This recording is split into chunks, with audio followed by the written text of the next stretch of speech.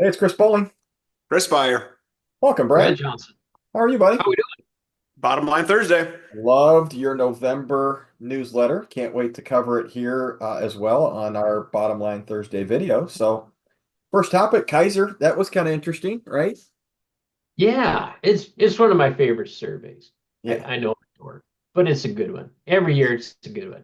So, just to recap, for those that don't know, Kaiser Family Foundation has been doing this annual survey nationwide over 20 years. And it's kind of the benchmark that governments use, private employers can use. It often doesn't get industry specific, which, AP, we can claim we've got some stuff to help industries figure out what's going on in their world, but it gives a great overall picture of things. And there are a couple things to note. Costs are going up, right? No big Yes. surprise here, which Yeah. was 6 to 7. Surprise. And we've talked about that on here many times, but that's jiving with what we see. Yeah. Average deductibles, and now this is all plan type, so it gets a little murky. Okay. Sure. High deductibles would be thrown in here too, but $1,787 was the average deductible. So call it many at 2,000, some at 1,500, Yeah. and Yeah. plenty in between. But to me, I think the two stats, and what I like about their survey, they keep up with the times.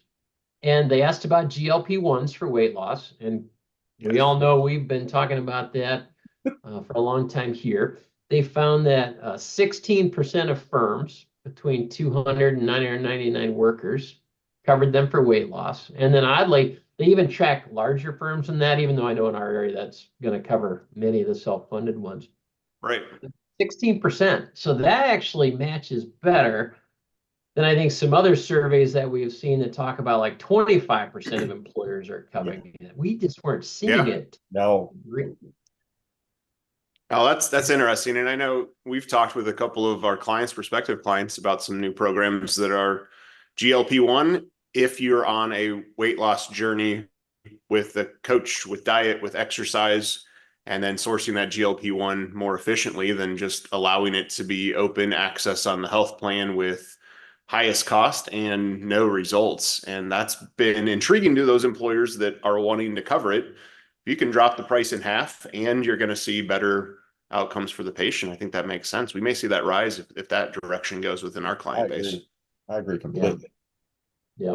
And they also went on in the survey to see if you did offer it, are you doing some type of program besides just covering the drug? And Yeah, the vast majority did, which makes sense. There's got to be behavior change beyond just absolutely. medication. The other one that really stuck out to me, good for them, they even asked about ICHRAs, Wow. Individual Coverage HRAs. And so you guys know, but for the audience, in case they don't know, that's when an employer just says, I'm done doing group benefits. And this time of Yeah. year, many are probably saying that, right? We might be. But basically, here's some money. We'll get you a nice group of people to help you find a policy of your own on the exchange or some other private means to get your own custom policy. And to no surprise, it tends to be of most interest to small firms. But when I say most Yeah. interest, it's still a very small percentage, like Yeah. 4% of the small group market is doing this. Um, Large groups, it really wasn't a thing yet.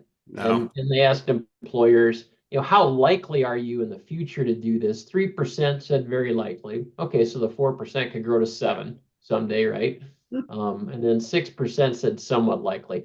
I Yeah. know when I do a survey and I'm like generally for something, but I don't know when. Yeah, somewhat likely. So I'm going to say a year from now, if we replay this video, It's the gonna be safe. 4% that do it might go to 5. Yeah. It's an interesting concept, though. It Groups is. need to be aware of it, but I don't see it taken over yet. So I'll Yeah. pause there. I personally have not ran one on an employer with under 50 employees, and everyone that I've ran with over 50 employees, it's hard for it to make sense, you know? Yeah, because I mean, the intent was to legally allow an employer to reimburse for individual coverage, which was eliminated with the Affordable Care Act. But in prior years, you could do that. It just was clunky. I think the last 4 years, we've seen technology come into place where it's easier for this process to go through. Chris, I've seen one small group do so, and that was them getting a plan off the ground because they had a fixed budget. Great And idea. then likewise on the large groups, what we're seeing is we have workforce that's staying on the job longer, and you're having to purchase an Affordable Care Act plan for an age 60, 62, 63-year-old, and that sets affordability for the whole group. That's where it's backfired, at least in the analysis we've done. But the concept is good. I think it's there if we can find the right pricing model.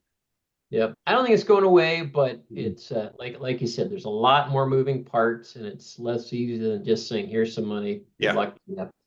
And so, yeah, more to come. But yeah, there's the survey in a nutshell. Well, thank you, Brad. Thanks, Brad. I love it. We'll catch you next time. All right. Thanks. We'll See you. Yeah, bye-bye.